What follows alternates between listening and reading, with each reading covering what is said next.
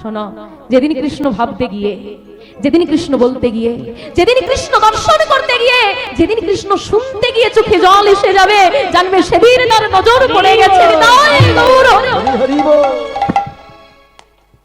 মানুষ কিন্তু এ জগতে তো আমরা সুখী কেউ নয়। কেউ সুখে আছি মা? আমার সুখে কে আছো গো? কেউ নেই। এই যেটুকু সময় ভগবানের নাম গাইছি, বাড়িতে কত ঝগড়া হয়েছে মাথায়। দেখো আনন্দ করছি, কিন্তু আবার তুমি এখান থেকে বেরিয়ে যাও নানান চিন্তা।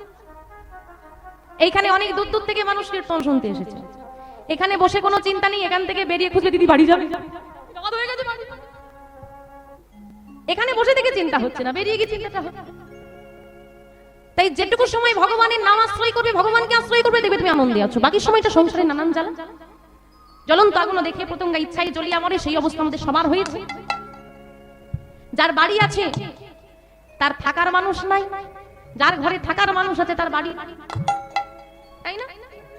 ফ্যামিলি মেম্বার 3 জন দেখবে 4 তলা বাড়ি, 3টে 4টে বাড়ি করে ফেলেছে।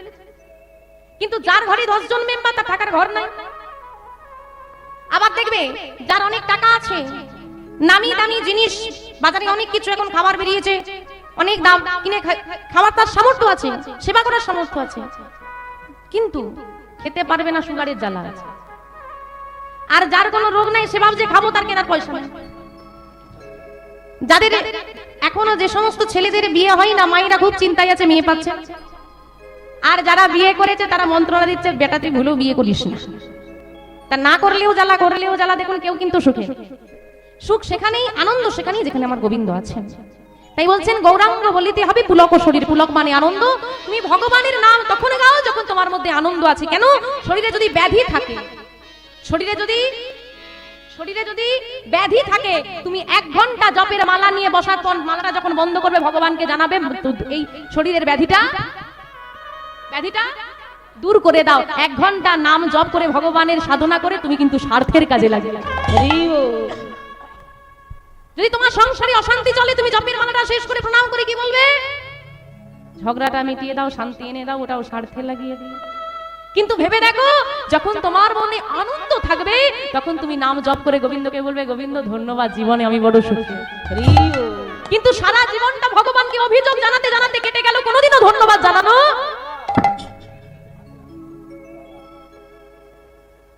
ভেবে দেখেছো মা? এখানে যে সমস্ত মায়েরা বাবারা বসে আছেন, কোনদিন কারোর থেকে কোনো উপহার পাওনি? পেয়েছো? বাবা দেয় বেশি না, সুন্দর শাড়ি হঠাৎ করে গয়না এনে দিয়ে দিল, আর দেওয়ার সঙ্গে সঙ্গে মনটা খুশি হয়ে যায়। তার যেটা পছন্দ সেটা রান্না করে বাবাকে সেবা দেওয়া হয়। দাওনি? কি দিয়েছিল বলে ভালো রান্না করেছিলে? সোনার হার। তাই হোক, তার সোনার হারটা তোমার স্বামী দিল বলে তার পছন্দের রান্নাটা করে তুমি স্বামীকে সেবা দিলে, খুশি হয়ে গিয়ে তার সেবা যত্ন করলে। হারটা পরার মতো গলাটা যে দিল তার বেলা, তার জন্য কোনোদিনও তার পছন্দের রান্নাটা করে সেবা দিয়েছো? স্বামীকে তো অনেকবার ধন্যবাদ জানিয়ে দিলে। এখনো পর্যন্ত কেউ যদি ছোটখাটো গিফট দেয়, মুখের খাতিরে, ইচ্ছে নাই হোক, কেউ দিলে আমরা প্রণাম করে বলি ধন্যবাদ। মন থেকে খুশি নাই হই, কেউ কিছু দিয়ে বলে কি গো শাড়িটা পছন্দ হয়েছে, যদি কেউ দেয় তোমরা কি বলো? খুব সুন্দর হয়েছে।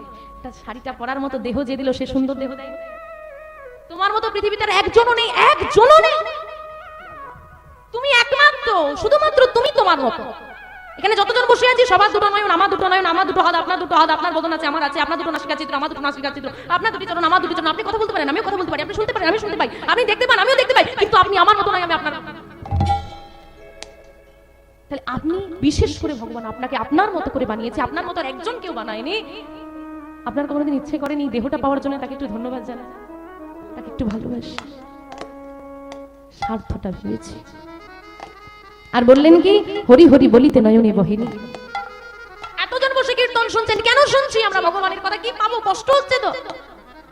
আমাদের কষ্ট হলেও কিছু করার নেই, আমরা এমনি গাইতে আসিনি, পরিষ্কার কথা। এই যে জেঠুর বাড়িতে গান করছি না, বিশ্বাস করেন কীর্তনিয়া হিসেবে নয়, ওনার বাড়িতে আমি মেয়ে হিসেবে। আমাকে চিনতে পারছেন? গত বছর এসেছিলেন, কোনো কারণ ছাড়াই আমাদের ফোনে কথা। এত ভালোবাসে, বিশেষত জেঠিমা এত ভালোবাসে। জেঠু যখন তুই বলে ডাকে না, আমার ভীষণ ভালো, একদম ঘরের করে নিয়েছে। এ আসতেই বলছে ওপরে, তুমি এখানে যা করার হয় করো, আমরা নিচে আছি, কোনো বাধা নেই। এই ঘরে ঢুকছি, সেখানে যাচ্ছি, ঘরের মতো। এই যে ভালোবাসাটা, এই কাছে আসাটা, এই যে হরিবাসরে এসেছি আমি, তবুও এত ভালো সম্পর্কের পরেও কিন্তু দাদু যে একটু যাবো, কত দেবে আগে, ওসব চলবে না, বুঝলে তো? কিন্তু তোমরা এসেছো কেন? আমি তো পাবো বলে এসেছি, তোমরা কেন এলে? নাম শুনতে, নাম শুনে কি হবে? ভগবানের কৃপা। গোবিন্দ যদি একবার সারা জীবনে একবার হাসি মুখে আমার দিকে তাকিয়ে দেয়, তুচ্ছ হয়ে যাবে সব জীবনে যা দেখছি।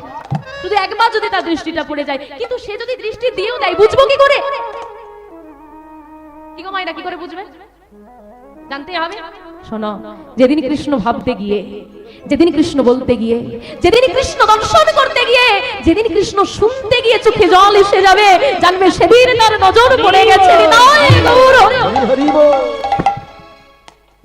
মানুষ মানুষের কষ্ট থেকে কাঁদতে পারে না। তোমার যদি ভগবানের কৃষ্ণ নাম শুনে চোখে জল এসে যায়, ভেবে নেবে তার কৃপা হয়ে গেছে। কারণ জগৎজীব মায়ায় কাঁদে, ভক্তিতে কাঁদতে পারে না। যেজন ভক্তিতে কাঁদতে পারে, তাকে মায়া কাঁদাতে পারে না। আর যারা বাবা পেয়েছে তারা বড় ভাগ্যবান। আর এখানে যারা আমরা বসে আছি সবাই ভাগ্যবান, ভাগ্যবতী।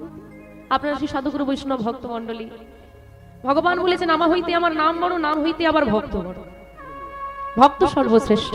তাই আপনারা সেই ভক্ত মন্ডলীর সবাই মিলে যেখানে যে অবস্থায় যেমন ভাবে যেখানে বসে রয়েছেন, সেখান থেকে আপনাদের চরণ ধুলার যৎকিঞ্চিত অংশ আমার মস্তকে দান করুন।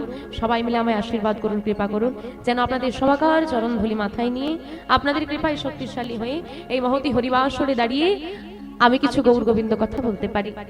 জানি না কতটুকু বলতে পারবো, যতটুকুই বলি না কেন তার মধ্যে থাকবে অসংখ্য ভুল ত্রুটি, নির্ভুল ভাবে গাইতে পারবো না মা। ভাবতে অবাক লাগে না?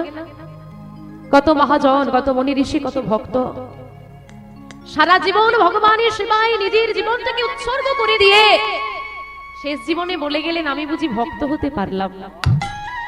তাই তো? সারা জীবনটা সাধন ভজন করেছে, তারপরে সে বলছে ভক্ত হতে পারলাম না। তো সেইখানে দাঁড়িয়ে দুটো নকুনদানা দিয়ে যদি বলি আমি বড় ভক্ত, হবে মা? তত্র লীলা, ভগবানের লীলা মাধুর্য রচনা করেছেন।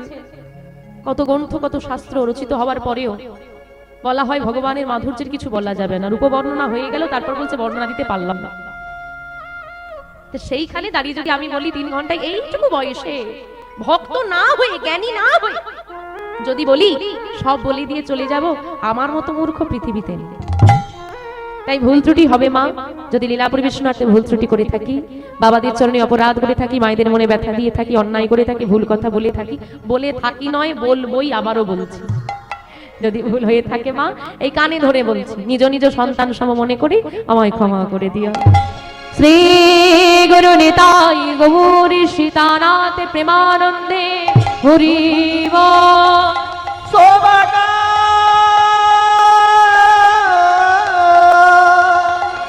শোভাকারী চরণ ধুলি মাথায় নয়ে, যেন কৃষ্ণ কথা হরি কথা বলিতে পারি।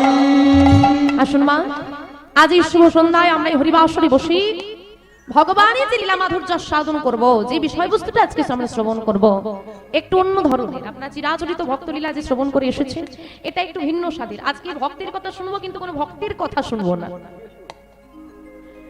ভক্ত লীলা শ্রবণ করব, কিন্তু কোনো ভক্তের কথা শুনবো না, অভক্তের কথা শুনবো। আপনি বলবেন মা আমরা এসেছি তো ভক্তের কথা শুনতে, তুমি আবার অভক্তের কথা শোনাবে? হ্যাঁ গো মা, অভক্ত থেকেও ভক্ত হবে যায়।